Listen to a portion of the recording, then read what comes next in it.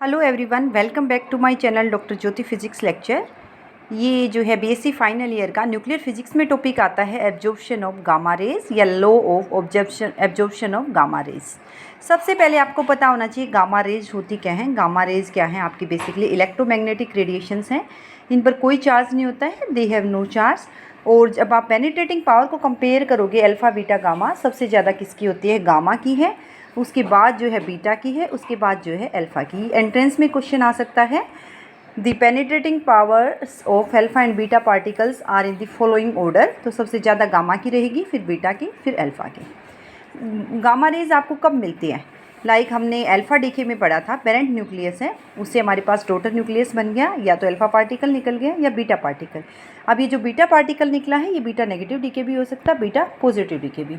ये already lectures में डाल चुकी हूँ। बीटा नेगेटिव डीके में इलेक्ट्रॉन निकलता है, बीटा पॉजिटिव में पॉजिट्रॉन निकलता है। सो डॉटर न्यूक्लियस कुछ केसेस में क्या हो सकता है, वो एक्साइटेड स्टेट में चला जाता है, यानी उसकी एनर्जी हायर होती है। ग्राउंड स्टेट की एनर्जी क्या होती है? लोअर होती है। जब ये डॉटर न्यूक्लियस आपका एक्साइटेड स्टेट से ग्राउंड स्टेट में आएगा, तो वहाँ पे आपके पास क्या मिलेंगी? Gamma rays. ये चीज़ मैंने वर्ड्स में भी लिखी है। Daughter nucleus in some cases is produced in excited state which comes to ground state by gamma rays emission. तो ये आपके पास क्या है? गामा रेज है। अब हमें क्या स्टडी करना है? गामा रेज को आप मैटर से पास कर रहे हो, तो जो उसकी इंटेंसिटी थी वो मैटर से पास करने के बाद इंटेंसिटी में क्या चेंज आया है? आइदर इट इंक्रीजेस और decreases. When gamma rays pass through matter, they interact with matter by any of 3 possible modes of interactions. 3 methods हमारे पास ऐसे हैं, वो गामा रेज की एनर्जी पर डिपेंड करेंगे कि आपके पास फोटो इलेक्ट्रिक इफेक्ट मिलेगा या कॉम्पटन इफेक्ट मिलेगा या पेयर प्रोडक्शन होगा। अब ये दोनों इफेक्ट जो है क्वांटम मैकेनिक्स में हमने पिछले सेम में पढ़े थे, और इनके दोनों के लेक्चर्स भी मैंने कंप्लीट अपलोड किए हुए हैं। थर्ड पेयर प्रोडक्शन जो है आपका नया है, इसको भी मैं अपलोड करूँगी। अब आगे तो हमें क्या स्टडी करना था? Law of absorption of gamma rays. ये है आपके पास, लाइक ये आपके पास गामा रेज आ रही है जिसकी इंटेंसिटी क्या है? आई नॉट है। जब उसने एक्स डिस्टेंस ट्रेवल किया तो उसकी इंटेंसिटी हो गई आई। और अब हमने ये क्या है, जो है मटेरियल के अंदर छोटी सी स्लैब ली है, जिसमें क्या है, जिसके डी एक्स थिकनेस है, और इसमें इंटेंसिटी क्या है आपकी? डी आई है। तो यहाँ से आप इंटेंसिटी से निकलते ही इस पॉइंट पर देखोगे तो आई रह गई थी, यहाँ तक आते आते एक्स डिस्टेंस ट्रेवल के बाद अब क्या रह गई? आई माइनस डी आई। और जब फाइनली आपके पास इंटेंसिटी क्या मिल रही है? आई टी मिल रही है। तो अब आप इसको वर्ड्स में लिखिए, the intensity of gamma rays decreases on passing through matter. ये law of absorption of gamma rays क्या कहता है कि जैसे ही आपकी गामा रेज मैटर से पास करेंगी तो उसकी इंटेंसिटी क्या कर जाएगी? डिक्रीज़ कर जाएगी। और हम फाइनली प्रूव करेंगे कि ये एक्सपोनेंशियली डिक्रीज़ करेगी। वर्ड्स में लिखिए, we consider a beam of gamma rays incident on a slab of absorbing material as shown in figure. हमने गामा रेज की बीम ली है जिसकी इंटेंसिटी आई नोट है, और उसको आपने किस पर डाला है? एब्जॉर्बिंग मटेरियल पर, जिसमें गामा रेज कुछ एब्जॉर्ब हो जाएंगी, तभी तो इंटेंसिटी डिक्रीज़ कर रही है। अब आई नोट क्या है? Intensity of incident gamma rays. I क्या है? Intensity of beam after traversing a thickness X of slab. यानी ये आपके पास स्लैब थी जिसकी थिकनेस ओवरऑल स्मॉल टी है, ये दिखा सकते हैं आप यहाँ से एरो दिखा के, जिसमें जब वो एक्स डिस्टेंस ट्रेवल किया तो इंटेंसिटी क्या है आपकी? आई। यही मैंने लिखा है कि जब उसने स्लैब में से एक्स डिस्टेंस ट्रेवल किया है तो बीम की इंटेंसिटी क्या रह गई है? आई रह गई है। अब डी आई क्या है? Small decrease in intensity of gamma raise on further traversing a layer of thickness D x. जब उसने आगे डी एक्स डिस्टेंस और ट्रेवल किया तो उसकी इंटेंसिटी क्या डिक्रीज़ कर गई? डी आई इंटेंसिटी डिक्रीज़ कर गई। तो लाइक हम अभी स्मॉल का हम डी आई ले रहे हैं, इतने पोर्शन में हमारी इंटेंसिटी क्या डिक्रीज़ कर रही है? जब हम इसको जो है इनिशियल लिमिट से हायर लिमिट पर इंटीग्रेट कर देंगे इस डी आई को, तो आपके पास क्या आ जाएगा? फुल स्लैब जो है जिसकी थिकनेस टी थी उसमें कितनी इंटेंसिटी डिक्रीज़ हुई। ऐसे ही तो हमने जब आपको याद होगा स्टोक्स थ्योरम की होंगी, आपने गॉस डाइवर्जेंस थ्योरम की होंगी, कोई भी करते हो आप स्मॉल पोर्शन लेके चलते हो, लाइक मोमेंट ऑफ इनर्शिया निकाला होगा आपने फर्स्ट ईयर में, और उसको इंटीग्रेट कर दोगे तो टोटल जो है आपके पास चेंज आ जाता है।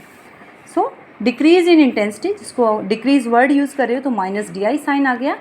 किस पर डिपेंड करेगी? इंटेंसिटी पे डिपेंड करेगी आई पे, और thickness D x of layer पे डिपेंड करेगी डी आई। यानी ये वाली इंटेंसिटी यहाँ तक कितनी इंटेंसिटी रह गई और इसकी थिकनेस क्या है? माइनस डी आई किसके प्रोपोर्शनल हो गई? आई इंटू डी एक्स। अब आप प्रोपोर्शनलिटी का साइन हटाइए, क्या आ गया? म्यू। म्यू आपको डिफाइन करना पड़ेगा, minus D I is equal to mu into I into D X. Mu is equal to linear absorption और attenuation coefficient of material of slab. ये मटेरियल टू मटेरियल डिपेंड करेगा। अब क्या कर सकते हो यहाँ से आप D I by I, rewriting this equation 1, d I by I is equal to minus mu into D x. मैंने बोला था टोटल स्लैब जो है जिसकी थिकनेस टी है उसमें आप चेंज इन इंटेंसिटी निकालना चाह रहे हैं, तो आप इंटीग्रेट कीजिए। इनिशियल इंटेंसिटी आप देख पा रहे हो आई नोट है, फाइनल इंटेंसिटी क्या है, इस पॉइंट पर आई टी है, यहाँ पे है आई नोट। तो आई नोट से आई टी पे इंटीग्रेट कीजिए इसको, आई नोट से I t, d I by I is equal to minus of mu d x. कहाँ से कहाँ थिकनेस है, 0 से टी। यहाँ से आपने क्या लिया, log ऑफ आई नोट से I t that is equal to minus mu, इसका इंटीग्रेशन आ गया x 0 टू टी। और इसको क्या लिख सकते हो, log ऑफ अपर लिमिट यानी I t minus log of lower limit that is equal to minus mu, और x पर अपर लिमिट लगाओगे t माइनस 0 यानी माइनस म्यू टी। आपको पता है log a minus log b क्या हो गया, log of a by B यानी logarithm of e I T by I naught is equal to minus mu T. Exponential लीजिए, दोनों साइड क्या आएगा, I T by I naught is equal to exponential of minus mu T. Left hand side में exponential logarithm cancel out हो गई। आगे देखते हैं कि आपके पास आ गया था I T by I naught is equal to exponential of minus mu T, और you can say I T is equal to I naught into exponential of minus mu T. यहाँ से आई टी क्या है, intensity of beam after traversing a distance T in absorber. ये हमारे पास total distance T था, यहाँ पर क्या रह गई थी, आई टी रह गई थी। अब इक्वेशन 3 से क्या ऑब्जर्व कर रहे हो आप कि आपकी इंटेंसिटी कैसे वेरी करी है, एक्सपोनेंशियली। टी आपके पास थिकनेस ऑफ मटेरियल है, एब्जॉर्बिंग मटेरियल, यानी जैसे जैसे थिकनेस इंक्रीज कर रही है तो आई टी क्या कर रही है, इंटेंसिटी डिक्रीज कर रही है। Intensity of gamma raise of A given energy decreases exponential with the thickness of homogeneous material. यही चीज़ मैंने वर्ड्स में लिख दी है। अब यहाँ पे आप ग्राफ ड्रॉ कीजिए आई टी का किसके साथ, टी के साथ। ये है इंटेंसिटी इनिशियल जब आपका टाइम 0 है, तो यहाँ से भी देख पा रहे हो और आपको पता भी है डायग्राम से, जब आपका t इक्वल टू 0 है, थिकनेस है ही नहीं, तो इनिशियल इंटेंसिटी थी आई नोट। यहाँ से लिखिए आई नोट आ गई t इक्वल टू 0 पे, और ये एक्सपोनेंशियली डिक्रीज कर गई। तो क्या था, I T is equal to I naught into exponential of minus mu t. At t equal to 0 पे आई टी क्या है, I naught into exponential of 0 that is equal to I naught. अब आगे आप लीनियर एब्जॉर्प्शन कोफिशिएंट डिफाइन करते हैं, I T is equal to I naught into exponential of minus mu t. Let us say ये mu है, इसको हम क्या बोल देते हैं, 1 बाई टी। यहाँ से लीनियर एब्जॉर्प्शन कोफिशिएंट को डिफाइन करने की कोशिश करते हैं। Mu is equal to 1 by t रखिए थर्ड इक्वेशन में, I T is equal to I naught into exponential of minus mu की जगह रखिए 1 by t into t, t से टी कैंसिल आउट, क्या आ गया, that is equal to I naught into exponential of minus 1, और you can say I T is equal to I naught by e. यहाँ से लीनियर एब्जॉर्प्शन कोफिशिएंट डिफाइन कीजिए, क्या है, रेसिप्रोकल ऑफ थिकनेस है, कब, जब आपकी इंटेंसिटी क्या हो गई, 1 by e times of its original intensity. तो आप वर्ड्स में लिख सकते हो, दस लीनियर एब्जॉर्प्शन कोफिशिएंट और attenuation coefficient of absorbing material can be defined as the reciprocal of the thickness of medium, यानी reciprocal of thickness of medium required कितनी चाहिए वो, to decrease the intensity of gamma rays to 1 by e times of its original value. यानी reciprocal of thickness है, कितनी thickness चाहिए आपको intensity को डिक्रीज करने के लिए, 1 by E of its initial value. Initial value क्या थी, आई नोट थी। यही चीज़ मैंने वर्ड्स में लिखी। अब यहाँ से आप यूनिट देख सकते हो, म्यू क्या है, 1 बाई टी, यानी थिकनेस क्या होती है, सेंटीमीटर में या मीटर में, तो क्या यूनिट हो गई इसकी, सेंटीमीटर इनवर्स और मीटर इनवर्स। आगे देखते हैं, half thickness, I T is equal to I naught into exponential of minus mu t. तो अगर आपने थिकनेस ली है टी हाफ, तो आपकी इंटेंसिटी क्या हो रही है, आई नोट बाई 2 हो रही है।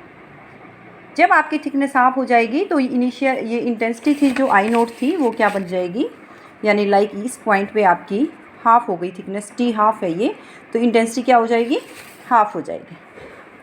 The half thickness of the absorbing material is defined as the thickness of material required to reduce the intensity of gamma rays to 1/2 of its original value. यानी t thickness जो है half, वो thickness है half thickness जिस पर आपकी intensity क्या हो गई, half of its original value. अब इसी चीज़ को यहाँ पे लिखो फर्स्ट इक्वेशन में, आई टी है I naught by 2 that is equal to I naught into exponential minus mu, t की जगह क्या रखोगे, टी हाफ। अगर आपके पास एग्जाम में आ जाए डिफाइन हाफ थिकनेस और derive an expression for it, यहाँ से I naught cancel out, half is equal to exponential of minus mu t half.